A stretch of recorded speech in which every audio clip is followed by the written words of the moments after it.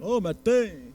Je vous inviterai à prendre place. Ceux qui ne sont pas encore rentrés aussi, vous pouvez rentrer. Ce matin, on va commencer avec la lecture Marc 5.1. Vous m'excuserez si des fois je me cherche. Là, on est un petit peu une petite imprévu ce matin. Will n'a pas pu être là, mais on va s'occuper, on s'est préparé ensemble. Alors, Marc 5.1, « Ils arrivèrent sur l'autre rive de la mer, dans le pays des Géraséniens. Aussitôt que Jésus eut débarqué, un homme sortant des tombeaux et possédé d'un esprit impur vint au-devant de lui. Il avait sa demeure dans les tombeaux, et personne ne pouvait plus le lier, même avec une chaîne. Car souvent il avait eu des fers aux pieds et avait été lié de chaînes, mais il avait rompu les chaînes et brisé les fers, et personne n'avait la force de le dompter. Il était sans cesse nuit et jour dans les tombes et sur les montagnes, criant et se meurtrissant avec des pierres. Il vit Jésus de loin, accourut, se prosterna devant lui et s'écria d'une voix forte, « Que me veux-tu, Jésus, fils du Très-Haut? Je t'en conjure au nom de Dieu, ne me tourmente pas. » Car Jésus lui disait, « Sors de cet homme, esprit impur. » Et lui demanda, « Quel est ton nom? » « Légion est mon nom, lui répondit-il, car nous sommes plusieurs. » Il le suppliait instamment de ne pas les envoyer hors du pays. Or, il y avait là, près de la montagne, un grand troupeau de pourceaux en train de paître. Et les démons supplièrent Jésus en disant, « Envoie-nous dans ces pourceaux afin que nous entrions en eux. » Et il leur permit. Et les esprits impurs sortirent, entrèrent dans les pourceaux, et le troupeau se précipita du haut de l'escarpement dans la mer. Il y en avait environ 2000, et ils se noyèrent. Ceux qui les faisaient paître s'enfuirent et répandirent la nouvelle dans la ville et dans les campagnes. Les gens allèrent voir ce qui était arrivé. Ils vinrent auprès de Jésus et virent le démoniaque, celui qui avait eu la légion, assis vêtu et dans son bon sang. Et ils furent saisis de crainte. Ceux qui avaient vu ce qui s'était passé leur racontèrent ce qui était arrivé au démoniaque ainsi qu'au pourceau. Alors ils se mirent à supplier Jésus pour qu'il s'en aille de leur territoire. Comme il montait dans la barque, celui qui avait été démoniaque le suppliait afin de rester avec lui. Jésus ne le lui permit pas, mais il lui dit, « Va dans ta maison, vers les tiens, et raconte-leur tout ce que le Seigneur t'a fait et comment il a eu pitié de toi. » Il s'en alla et se mit à publier dans la Décapole tout ce que Jésus avait fait pour lui, et tous étaient dans l'admiration. Psaume 9, « Je célébrerai l'Éternel de tout mon cœur, je redirai toutes tes merveilles. Je me réjouirai en toi, j'exulterai, je psalmodierai en l'honneur de ton nom. Dieu très haut. » À toi, Patrice. Prière d'invocation. Seigneur Dieu, qui a fait pour nous de grandes choses, qui a envoyé ton Fils, Jésus-Christ, l'image du Dieu vivant, gagné pour nous un salut éternel et l'entrée dans le royaume de Dieu par la foi en son sacrifice, et qui a envoyé ton Saint-Esprit nous sceller pour cette rédemption qui sera complétée lors du retour du Roi. Alors que nous méditons ton infinie grandeur, la grandeur de notre péché et la grandeur surabondante de ta puissance qui agit en nous par Jésus-Christ, nous te prions de renouveler nos cœurs pour nous rendre plus dignes de nos statuts d'ambassadeurs de ton royaume. Ainsi, nous pourrons t'aimer de tout notre cœur et aimer notre prochain comme nous-mêmes pour ainsi accomplir la loi de l'amour. Par Jésus-Christ, notre Sauveur. Amen. Je vais vous inviter à lever debout, même si on ne peut pas chanter nécessairement. On va sentir que vous êtes avec nous ce matin. Puis...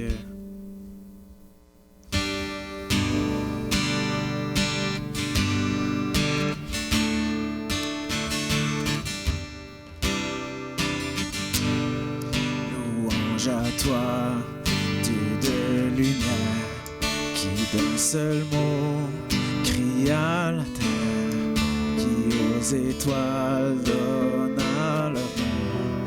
Elle chante ta gloire, ta majesté. Louange à toi, ô Dieu d'amour, qui fixe le cours des galaxies, qui tend l'oreille à nos prières, qui nous soutient par ta puissance.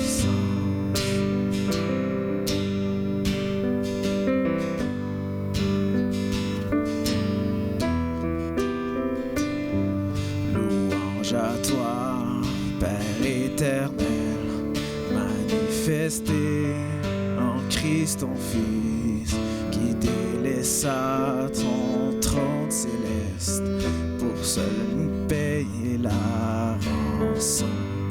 Louange à toi qui a porté le poids, la honte de nos péchés, qui par ta vie et par ta mort nous offre le pardon, le salut.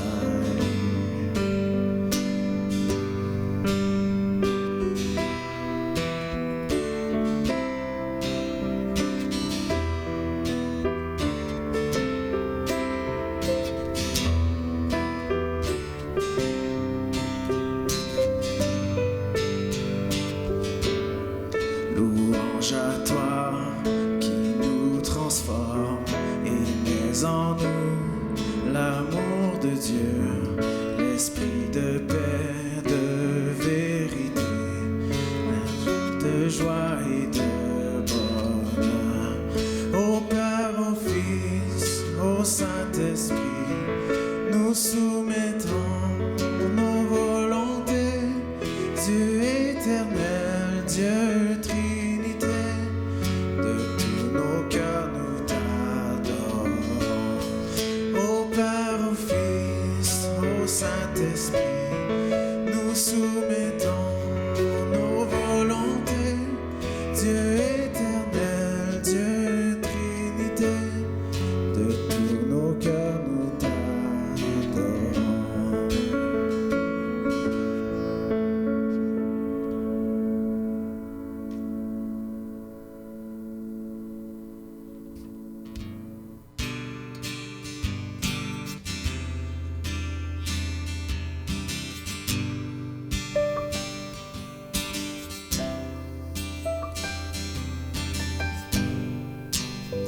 C'est l'air que je respire, c'est l'air que je respire, ta sainte présence qui vit en moi.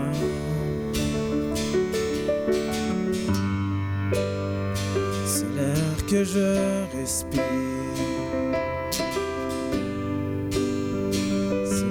que je respire, ta sainte présence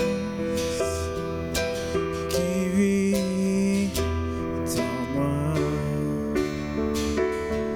Et moi,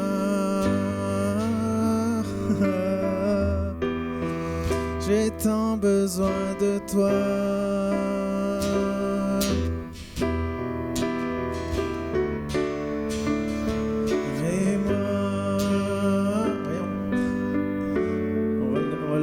C'est désolé.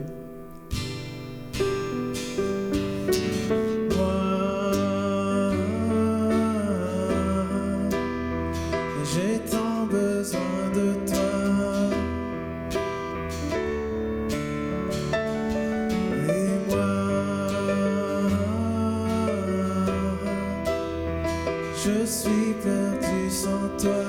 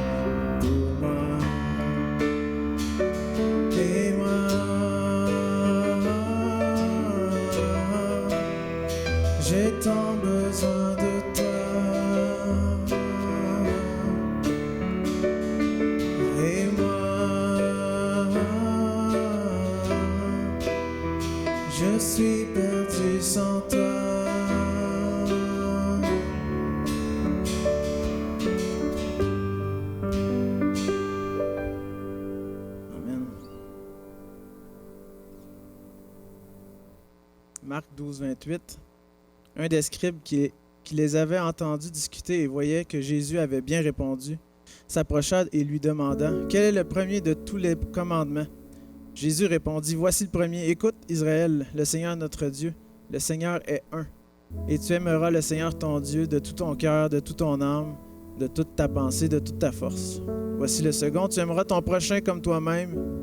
Il n'y a pas d'autre commandement plus grand que ceux-là. » Dieu de miséricorde, nous confessons que nous avons péché contre toi, en pensée, en parole et en acte, parce que nous avons fait et ce que nous avons omis de faire. Nous ne t'avons pas aimé de tout notre cœur, nous n'avons pas aimé notre prochain comme nous-mêmes. Nous regrettons sincèrement ces fautes, humblement, nous nous en repentons. Pour l'amour de ton Fils Jésus-Christ, prends pitié de nous et pardonne-nous. Alors ta volonté fera notre joie et nous pourrons marcher sur tes chemins pour la gloire de ton nom. Amen. Marc 2,5 qui nous donne l'assurance du pardon. Jésus, voyant leur foi, dit « Mon enfant, tes péchés te sont pardonnés. »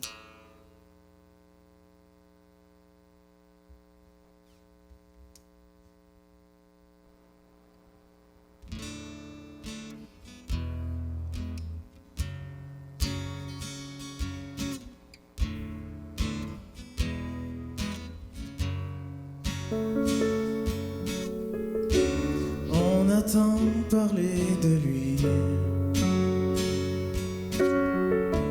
et tant méprisé aussi. On a voulu l'effacer en lui perçant les deux pieds, provoquer l'humiliation en le clouant sans raison. On a craché sur celui dont le visage aujourd'hui m'éblouit. Jésus,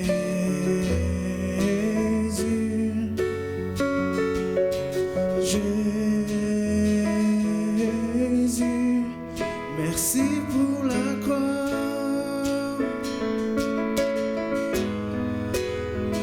pour ton sacrifice parfait. Merci pour la croix, pour ton amour si grand et vrai. Tant de haine et de violence supporté dans le silence. Le sang coule sur la croix. Je m'approche près de ce bois, à genoux devant ta face. Je reçois ta pure grâce.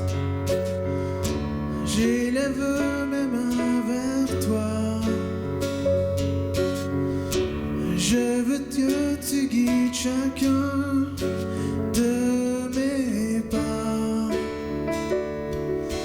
Jésus,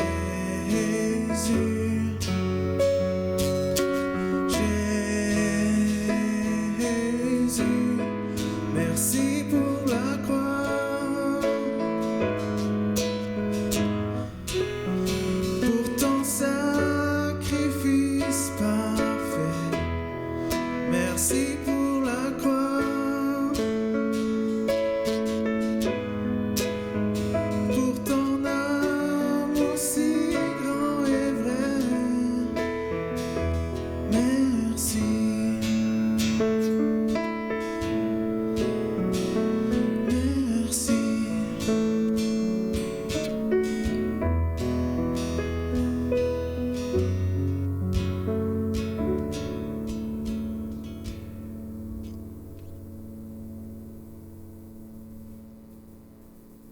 t'approcher, Jean-Luc, on va faire une petite lecture, encore Marc 3,27. Pendant que tu t'approches, personne ne peut entrer dans la maison d'un homme fort et piller ses biens sans avoir auparavant lié cet homme fort. Alors il pillera sa maison.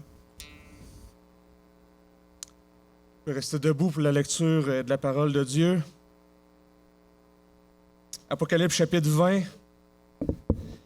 Puis je vis descendre du ciel un ange qui tenait la clé de l'abîme et une grande chaîne à la main. Il saisit le dragon, le serpent ancien, qui est le diable et Satan, et il le lia pour 1000 ans. Il le jeta dans l'abîme, qu'il ferma et scella au-dessus de lui, afin qu'il ne séduise plus les nations, jusqu'à ce que les 1000 ans soient accomplis. Après cela, il faut qu'il soit délié pour un peu de temps. Je vis des trônes, à ceux qui s'y assirent fut donné le pouvoir de juger.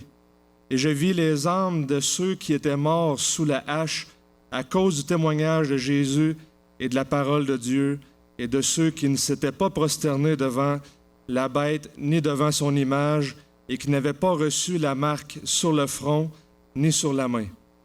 Ils revinrent à la vie, et ils régnèrent avec Christ pendant 1000 ans. Les autres morts ne revinrent pas à la vie jusqu'à ce que les 1000 ans ne soient accomplis. C'est la première résurrection. Heureux et saints ceux qui ont part à la première résurrection. La seconde mort n'a pas de pouvoir sur eux, mais ils seront sacrificateurs de Dieu et du Christ, et ils régneront avec lui pendant les 1000 ans. Quand les 1000 ans seront accomplis, Satan sera relâché de sa prison, et il sortira pour séduire les nations qui sont aux 4 coins de la terre, Gog et Magog, afin de les rassembler pour la guerre.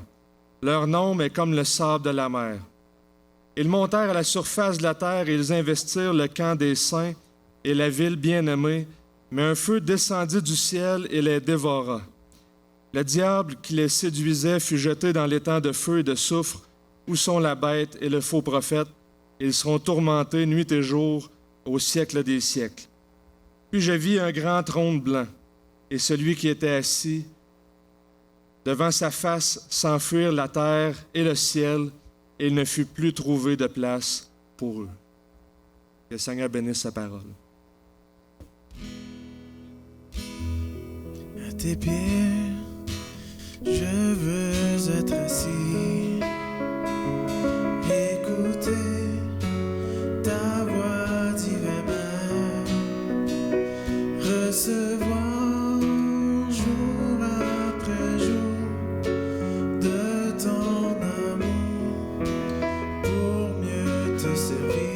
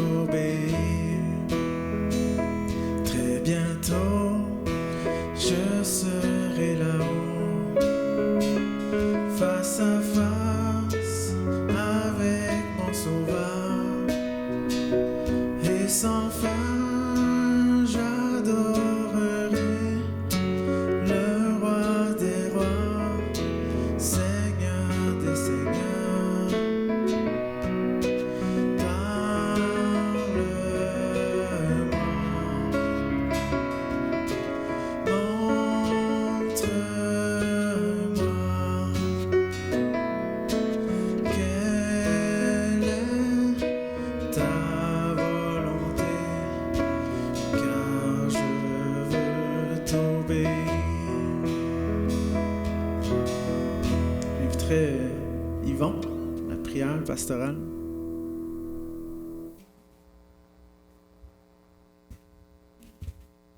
Bonjour encore une fois à tout le monde aujourd'hui.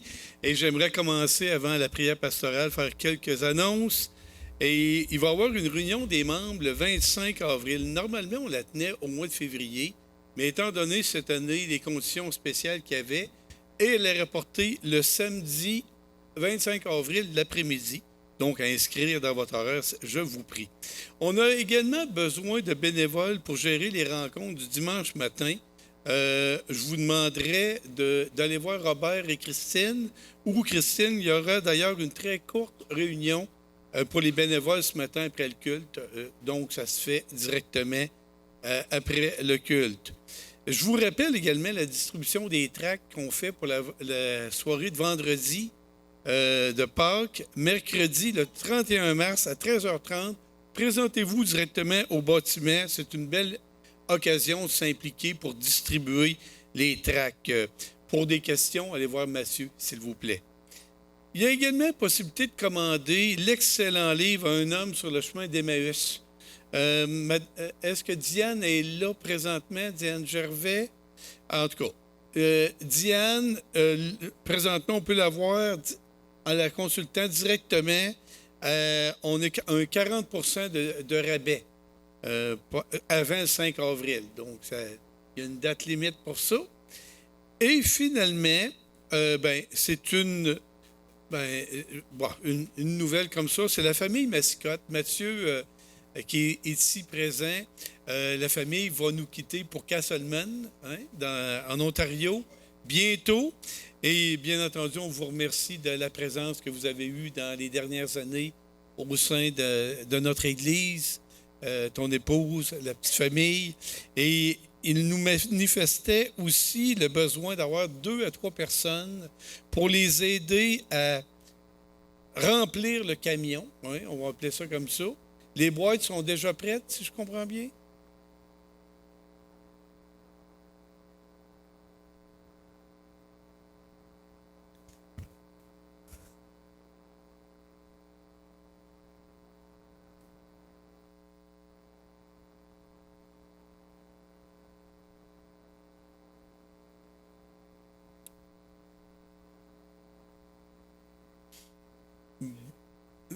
Ça ne donnera rien. Donc, si je comprends bien, il y a déjà 2 personnes qui se sont proposées.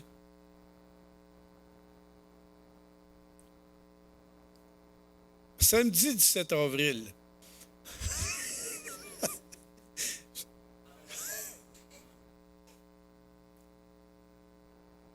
Bien entendu, tu fournis la pizza, on comprend ça. Non. Là, c'est juste des blagues.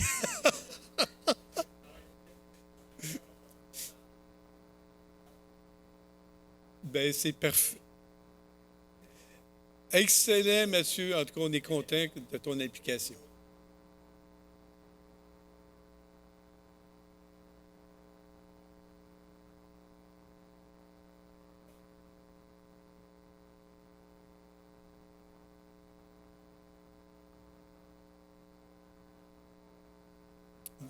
Oui, c'est ça. Puis, on est content aussi comme Église quand il y a des départs comme ça qui sont heureux, c'est des déménagements, puis les gens sont... on est content de ça, Mathieu. Alors, on va maintenant faire la prière pastorale et cette semaine, nous allons la réserver pour prier pour nos voisins, en particulier pour les atteindre au niveau de Christ. Et on peut parler souvent d'évangélisation un petit peu partout, mais je vais le mettre concret ce matin avec les personnes qui sont près de nous. Alors, courbez-vous avec moi, s'il vous plaît, pour cette prière. Dieu Tout-Puissant, dans le ciel, dans ton royaume sans fin, tu veux accueillir de plus en plus de personnes qui mettent leur foi dans ton Fils Jésus-Christ. Et à qui irons-nous autrement qu'à toi, Jésus-Christ, qui est le seul nom par lequel nous devions être sauvés?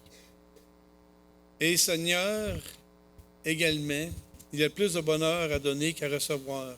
de partager cette bonne parole de Dieu, de l'Évangile à notre entourage.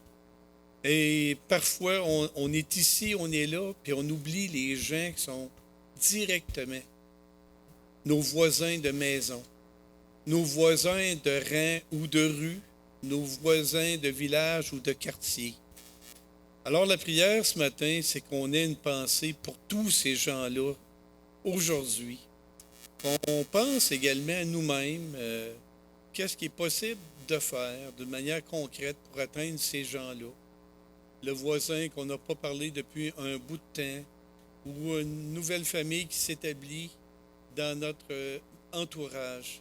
Exemple comme ça. Et Seigneur, j'aimerais te prier plus spécialement ce matin pour M. Denis Charret. Denis Charret, il a passé à la télévision dernièrement, il était dans le coma pendant plusieurs semaines à cause de la pandémie que nous avons présentement. Et là, il est en rémission, si on peut dire. Il va réintégrer sa maison. Et Seigneur, il demeure pas loin de où ce que nous vivons, dans la ville de Bécancour. Et Seigneur, nous prions qu'il puisse recouvrir une bonne santé. Nous prions également que nous puissions l'atteindre, cette personne-là. Il sait qu'on va prier pour lui aujourd'hui. Alors, cette prière est adressée à M. Denis Charret pour sa réintégration dans sa maison. Et donne-nous, comme chrétiens, les gens qui habitent dans ce coin-là, de pouvoir lui démontrer de l'amour de Christ de façon concrète. Et cette prière, j'aimerais qu'on puisse la voir en mettant un autre nom aussi que Denis Charret. Le nom que vous avez dans la tête présentement lorsque vous pensez à un proche de vous, extérieur de la famille, un voisin, un proche de proximité. Et Seigneur, donne-nous d'avoir maintenant la volonté, les chaussures du zèle à nos pieds pour aller parler de toi à ces personnes, selon la mesure de la force que tu nous as donnée.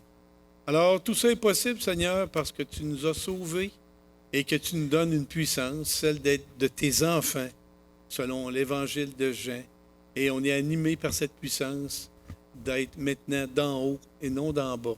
Et Seigneur, merci pour ces personnes que tu places autour de nous. Amen.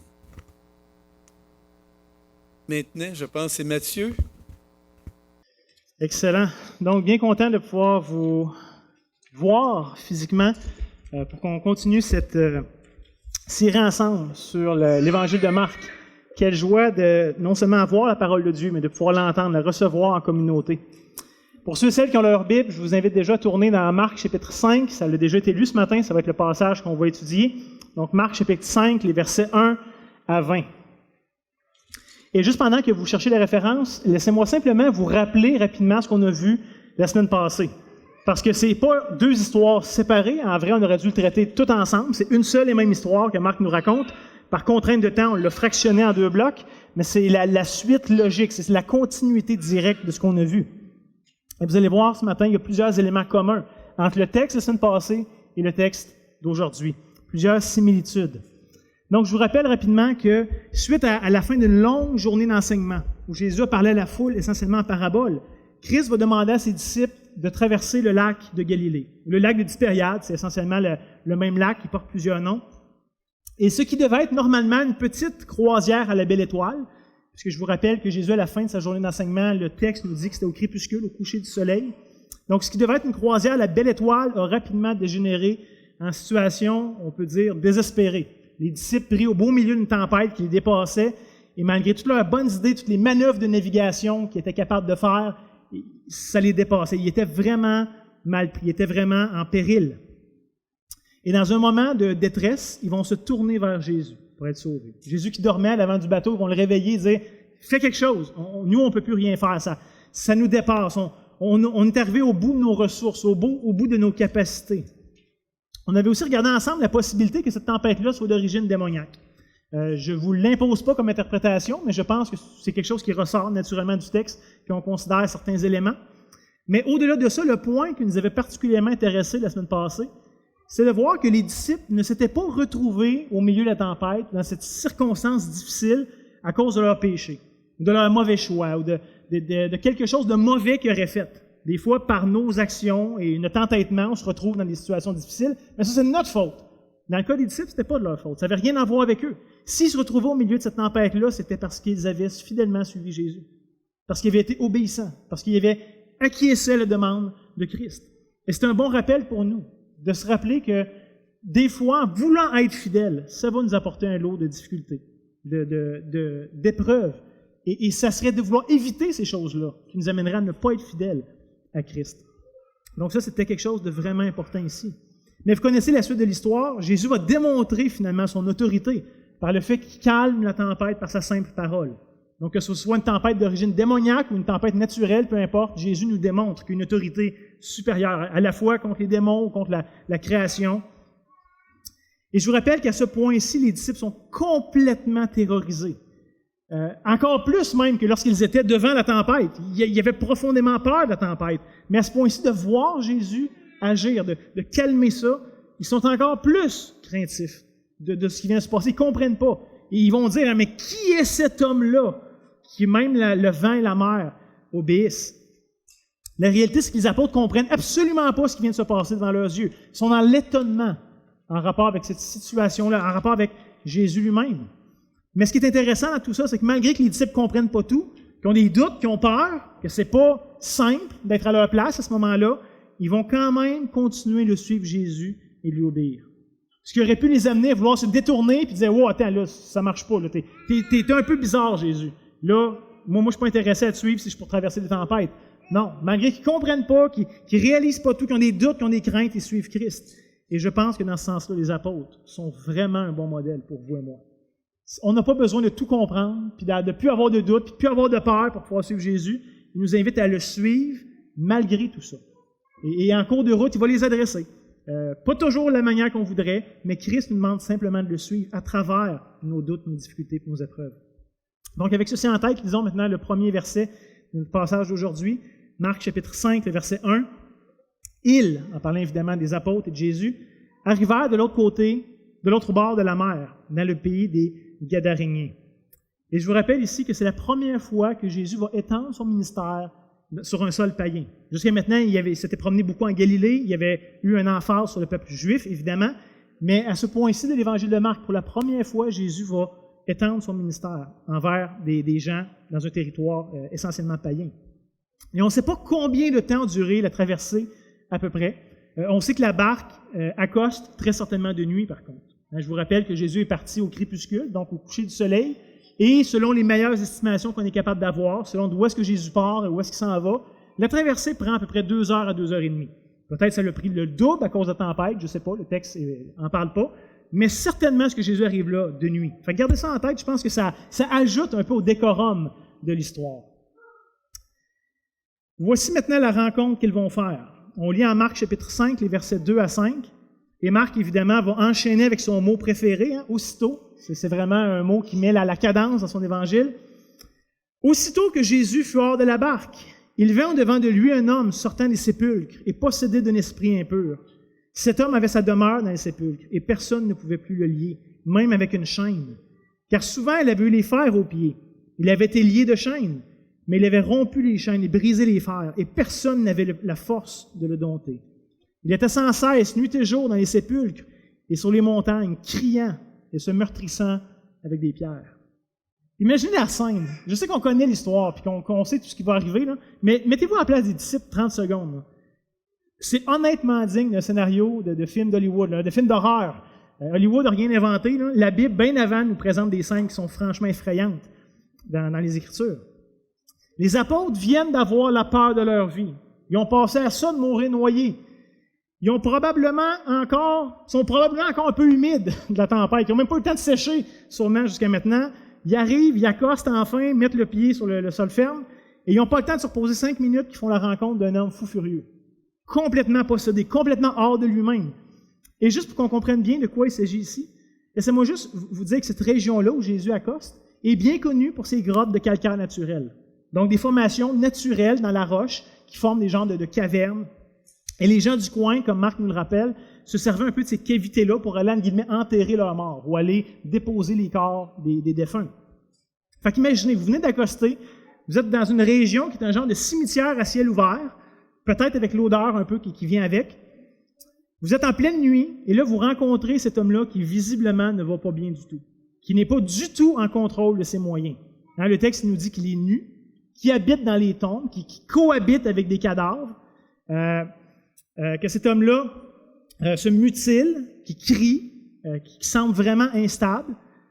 Je vous ai même dans les circonstances idéales, là, tu ne veux certainement pas rencontrer quelqu'un comme ça. Encore moins dans le contexte dans lequel les disciples viennent d'accoster.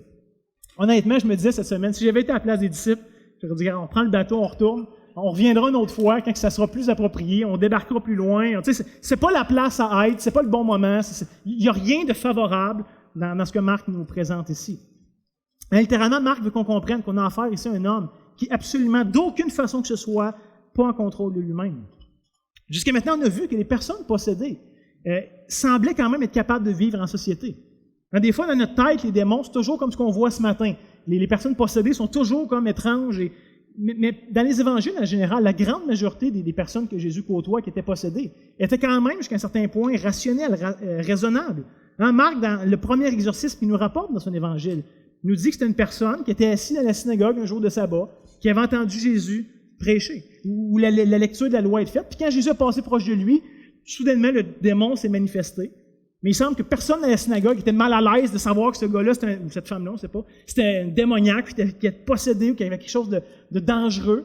Il semble que c'était quand même assez discret, mais pas ici. Ce n'est pas le cas ce matin. Hein? Mais il faut réaliser que souvent la possession démoniaque est peut-être beaucoup plus subtile qu'on pourrait le penser. Souvent, nous, on a dans nos têtes ce qu'on voit dans les films, puis des choses comme ça, là, les yeux qui roulent à l'envers, puis toutes sortes de pouvoirs bizarres. C'est probablement pas ça. C'est pas ce que les Écritures nous donnent, du moins, comme évidence.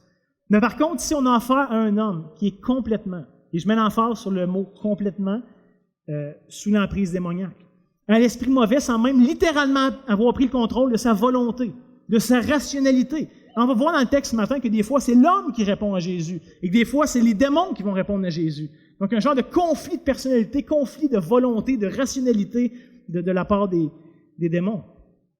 Et ce qu'il nous faut comprendre ce matin, c'est que cet homme-là, comme les disciples dans la tempête, semble être totalement impuissant.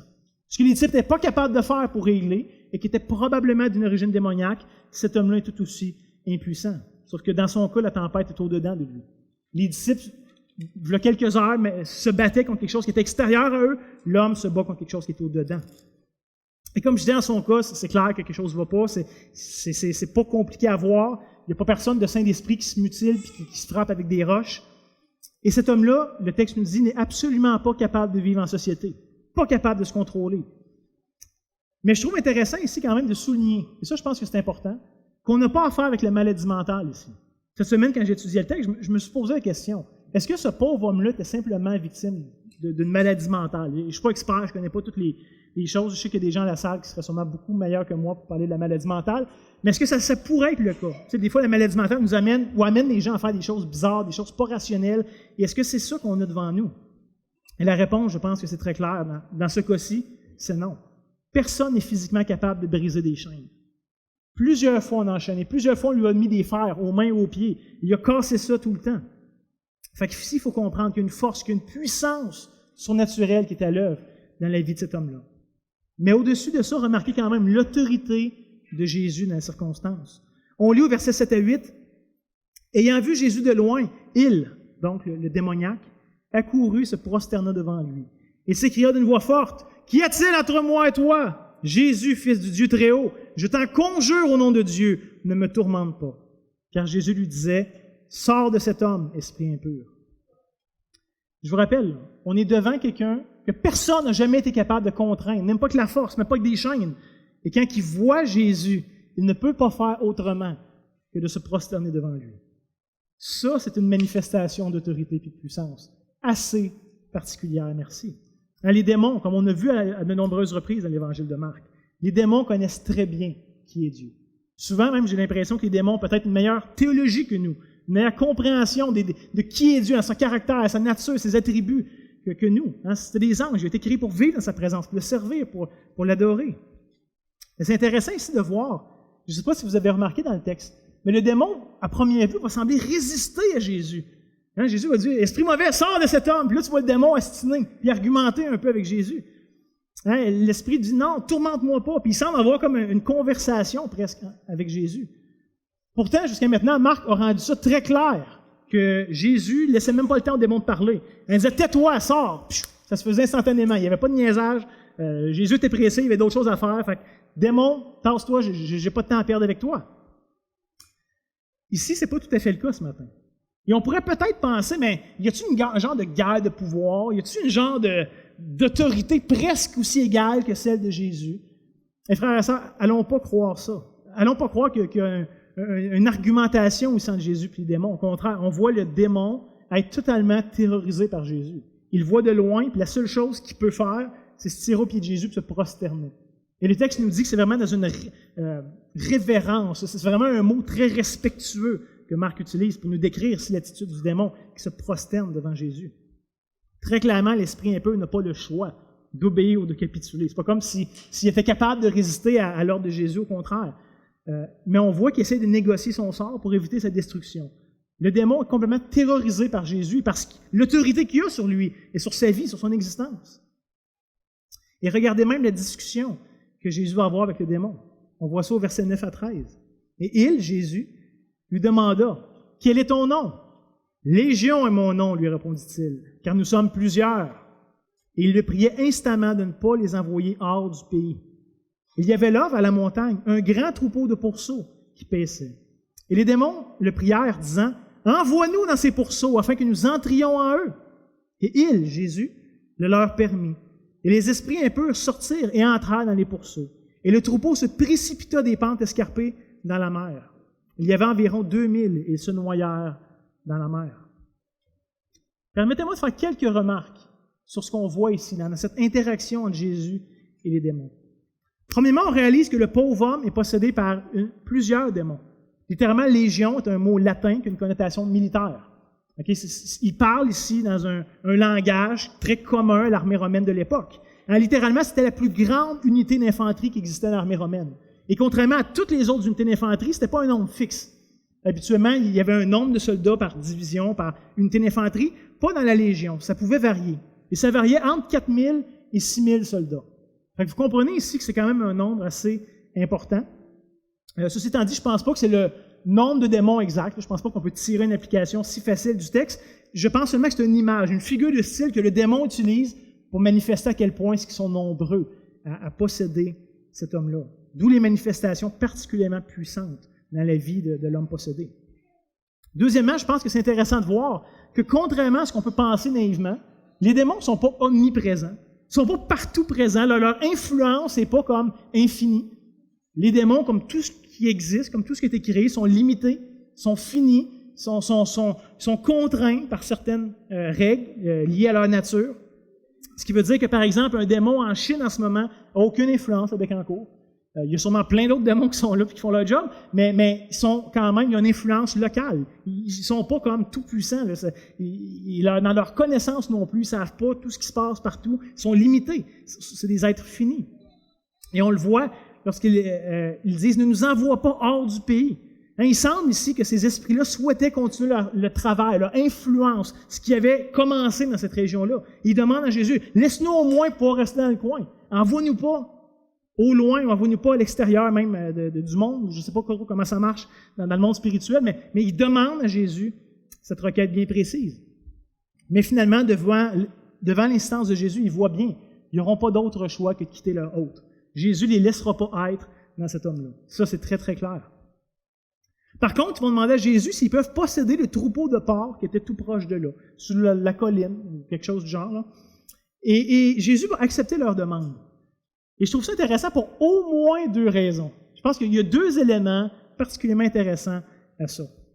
Vous savez, aujourd'hui, il y a un mouvement de plus en plus présent, j'oserais dire de plus en plus virulent dans notre société, qui nous présente ou qui revendique que les animaux devraient avoir les mêmes droits que les humains.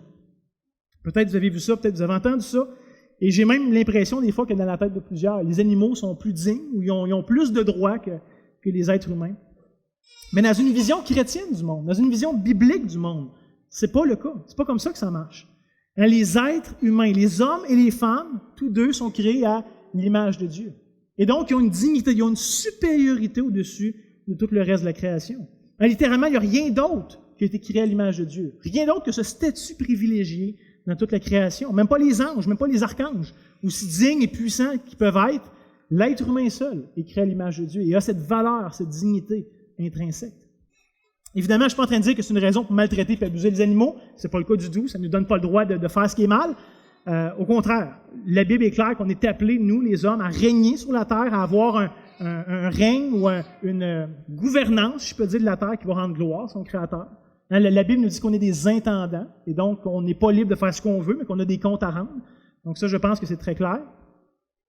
Mais le point que j'aimerais souligner ce matin, c'est que la vie d'un homme vaut beaucoup plus que la vie de centaines de cochons. Et ça, je pense qu'on peut dégager ça du texte assez clairement.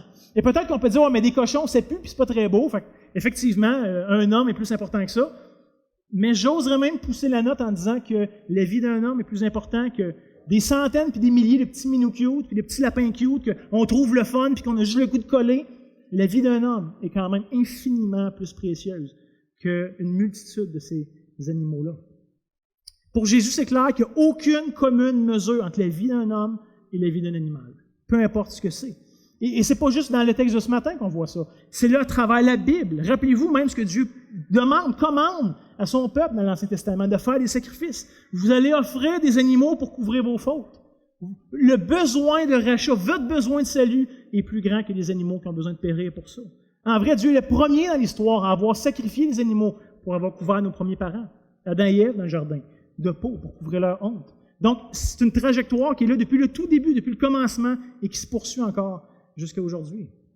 Donc, je nous encourage, c'est une petite parenthèse que j'ouvre, là, mais je vous encourage juste à ne pas tomber dans le panneau que la société essaie de nous faire rentrer dans la gorge de force. Les animaux ne sont pas aussi dignes que les êtres humains, et surtout pas plus non plus. C'est pas ça la vision chrétienne du monde.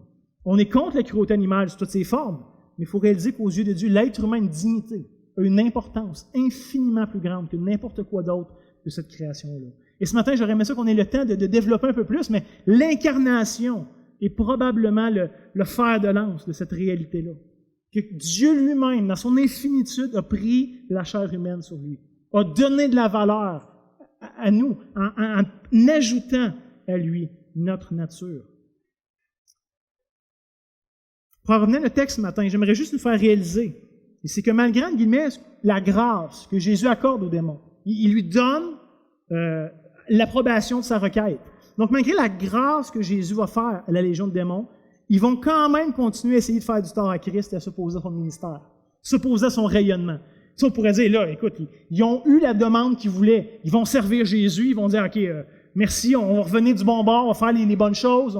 Pas du tout. Ils vont continuer à s'opposer à Jésus. Et je ne pense pas ici que ce soit un hasard qui ait volontairement détruit les troupeaux de cochons. Regardez même la réaction des gens de la ville lorsqu'ils vont apprendre tout ce qui s'est passé suite à ça. On lit ça dans les versets 14 à 17. Ceux qui les faisaient paître s'enfuirent et répandirent les nouvelles dans la ville et dans les campagnes. Les gens allèrent voir ce qui était arrivé. Ils vinrent près de Jésus et virent le démoniaque qui avait eu la légion assis, vêtu et dans son bon sens. Et ils furent saisis de joie. Non, saisis de frayeur. Ceux qui avaient vu ce qui s'était passé leur racontèrent ce qui était arrivé au démoniaque et au pourceau. Alors ils se mirent à supplier Jésus de leur faire du bien, de les enseigner, de leur faire connaître qui il est. Non, de quitter leur territoire.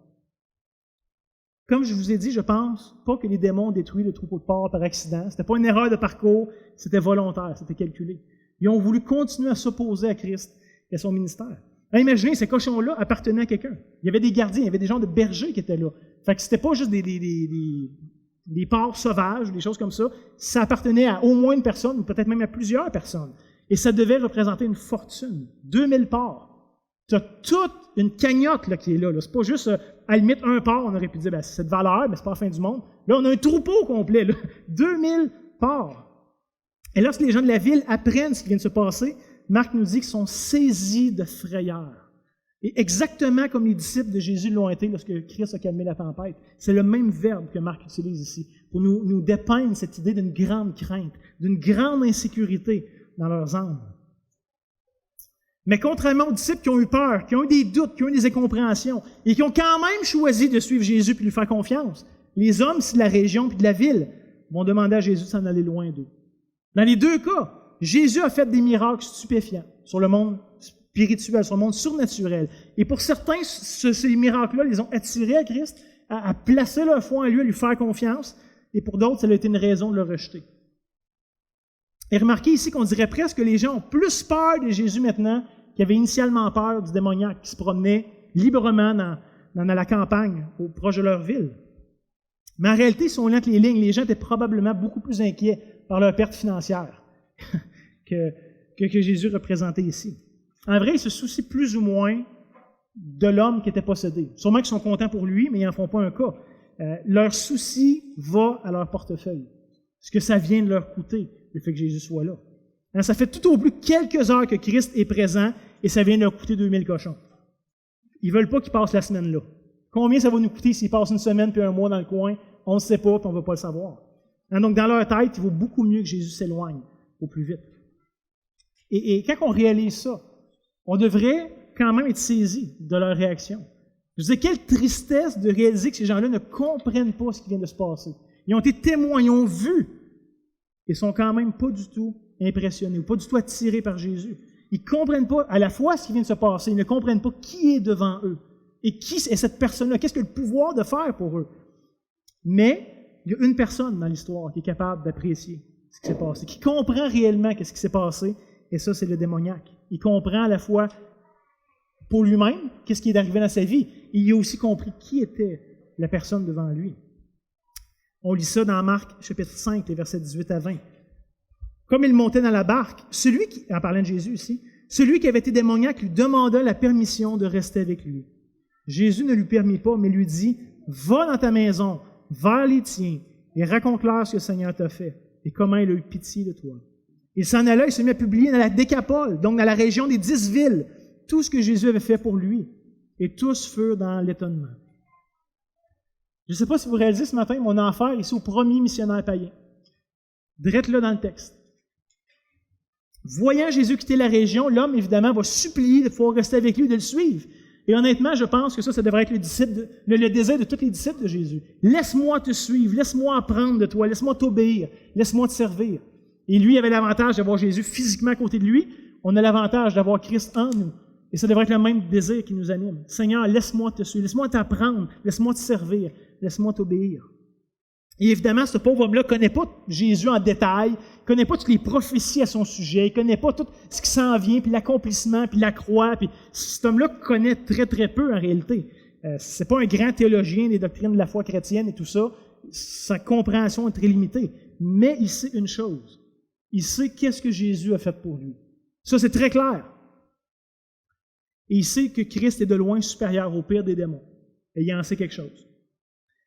Et alors, c'est que Jésus est empêché d'avoir un ministère dans la région à cause de la perte des cochons, il va envoyer cet homme-là pour le représenter. Il va lui dire « Prêche la bonne nouvelle du royaume ». Cet homme-là devient un témoin de Christ dans toute la grande région de la Décapole. Imaginez, il y a des milliers de personnes, il y a 10 villes, il est tout seul, puis il y va. C'est quand même tout un défi quand on y pense. Des fois, comme Yvon disait, on a de la misère à aller voir notre voisin qui est à côté, on est un à un. Là, tu es tout seul contre des villes complètes. Mais plein de reconnaissance, l'homme se retrousse les manches et va y aller. La légion de démons qui pensait peut-être être capable de contrecarrer l'avancement du royaume de Dieu en détruisant le troupeau de porcs. Mais le Seigneur ne lui a pas pris au dépourvu. Il savait ce qui s'en venait, très probablement. Et au contraire, on va voir même dans les prochaines semaines, lorsque Jésus va finir par repasser par cette région-là, sûrement quelques semaines, quelques mois plus tard, après l'événement, on va voir qu'il y a un grand nombre de personnes qui vont aller vers lui. Très certainement à cause de ce que cet homme-là va avoir fait comme travail, d'annoncer, de proclamer Christ. Et je pense que c'est un excellent rappel pour nous qu'on n'a pas besoin de tout connaître, de tout comprendre, d'avoir des réponses à tout pour être un témoin de Jésus. Combien de fois est-ce qu'on entend ça? Oui, mais si jamais il y a une question que je ne peux pas répondre, si jamais il y a une objection, si jamais je ne saurais pas quoi faire, je ne saurais pas quoi dire. Et qu'est-ce qu'on va faire avec ça? Dieu désire qu'on partage ce qu'il a fait pour nous. Ça commence par ça. Et ça, c'est à la portée de tous les croyants, parce que Dieu a fait quelque chose dans la vie de tous ses enfants, de tous les croyants. Évidemment, la connaissance est précieuse. Je ne suis pas en train de dire qu'on fait juste partager notre expérience, puis pas besoin de connaître, puis de comprendre tout ça. C'est à l'opposé de ce que je pense. La connaissance va nous aider à mieux comprendre, mieux articuler, mieux saisir, mieux présenter, mieux nuancer tout ça. Mais au-delà de votre connaissance actuelle. La vraie question, c'est est-ce que tu as rencontré Christ et est-ce qu'il a transformé ta vie? C'est ça la question à se poser. Et si oui, eh bien, chacun d'entre nous qui avons été transformés par Christ, qui l'avons rencontré, qui avons eu une rencontre avec le Christ ressuscité, on a quelque chose à dire. On a à être ses témoins et à raconter tout ce que le Seigneur a fait pour nous et tout ce que le Seigneur continue à faire pour nous. Je vous dis quelle tristesse, des fois, que les croyants racontent ce qui s'est passé 20 ans dans leur vie en arrière, puis qu'ils n'ont plus rien à dire depuis les 10 dernières années de ce que Christ a fait dans leur vie. C'est pas juste un élément passé. Christ continue à nous accompagner, continue à nous transformer. On a besoin, je pense, de rechercher ces choses-là, d'être capable d'être à l'affût, à l'écoute, parce que Dieu est encore vivant dans nos vies. Hein, Jésus, dans un sens, n'avait pas besoin de faire le tour de la Décapole lui-même. La raison, il y avait un disciple qui le représentait, qui accomplirait son travail en son nom. Et cet homme-là est devenu, comme je disais, un ambassadeur de Christ. Et ce matin, la bonne nouvelle, dans un sens, c'est que Jésus n'a pas besoin d'être présentement ici à Bécancour, ou présentement à Trois-Rivières. Il y a des disciples qui sont là en son nom, qui le représentent. Hein, il nous habite. Et de la même manière qu'il envoie cet homme-là annoncer la bonne nouvelle, annoncer tout ce que Dieu a fait pour lui, eh bien, il nous demande la même chose, d'annoncer cette bonne nouvelle du royaume, d'annoncer notre rencontre avec lui, le fait qu'il est vrai, qu'il est ressuscité, qu'il est vivant, et qu'on puisse le publier à tous ceux qui nous entourent. Malheureusement, le point, c'est que j'ai l'impression que souvent on est des chrétiens amnésiques. Hein? On oublie, que ce soit consciemment ou pas. Aujourd'hui, je veux juste nous demander de se rappeler, de se remémorer qu'est-ce que Dieu a fait pour nous dans vos vies. On a toutes des expériences différentes avec Christ. Il nous a tous rencontrés à un point différent de nos vies, d'une manière différente. Et il y aurait autant d'histoires que de chrétiens sur la terre. Mais qu'est-ce qu'il a fait pour vous? Prenez le temps d'y réfléchir, de vous rappeler.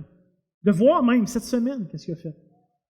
Dieu n'est pas mort. Dieu n'est pas fini. Dieu n'a pas oublié quoi que ce soit. Il ne vous a pas oublié. Si vous êtes son enfant, il est à l'œuvre. Et de le réfléchir, de se remémorer ces choses-là, va nous remplir de reconnaissance, va nous donner quelque chose à dire à un monde qui a besoin d'entendre l'espoir en Christ. Prions ensemble. Seigneur notre Dieu, merci de nous rappeler que vous avez tout pouvoir et toute autorité dans le ciel comme sur la terre. Et merci d'en avoir fait la démonstration à tellement de reprises qu'il y a même une légion de démons qui ne peut absolument rien devant ton Fils. Il ne peut rien faire d'autre que de s'incliner et d'obéir. Oh notre Dieu, pardonne notre lâcheté naturelle. J'ai souvent tellement l'impression d'être prompt à trouver des excuses de ne pas être ton témoin. Seigneur, les excuses abondent facilement. C'est parfois difficile de t'être fidèle, de t'obéir. Mais maintenant, sur tes promesses, selon ta parole, envoie-nous dans la communauté de Bécancour de Trois-Rivières. Permets-nous de proclamer la bonne nouvelle de Christ, qui nous a transformés, qui nous transforme encore. Aide-nous, Seigneur, à se rappeler ce que tu as fait pour nous, ce que tu fais présentement pour nous. Est-ce que tu t'es engagé à faire pour nous? Parce qu'on attend encore impatiemment l'accomplissement total de toutes tes promesses. Notre Dieu, glorifie-toi dans nos vies. Donne-nous le courage de te suivre fidèlement. Comme cet homme qui n'a pas eu peur d'aller devant 10 villes pour annoncer ton nom. Seigneur, donne-nous le courage de t'être fidèle et d'aller envers ceux vers qui tu nous envoies. Que Christ reçoive la pleine récompense pour son sacrifice. Que tous se tournent vers lui, Seigneur. Que tous profitent abondamment de son sang qui a coulé. C'est en ton nom qu'on vient devant toi ce matin pour te demander ces choses, Seigneur. Amen. Merci beaucoup, Mathieu, pour cet excellent message. Et je prends une seconde pour dire que ce matin, lors du temps de prière, Mathieu nous avait partagé à quel point il était mal en point. Et Seigneur l'a remonté vraiment pour... Ça ne paraissait pas du tout ce matin. Très bon message, Mathieu. J'aimerais te le dire. Alors, j'aimerais maintenant vous dire simplement que la bénédiction de Dieu soit dans vos vies. Merci d'être présents dans cette Église. Vous êtes précieux, vous êtes importants dans le royaume de Dieu. Profitons cette semaine de parler de Jésus autour de nous. Alors, c'est ma bénédiction pour vous tous. Bonne semaine à tous.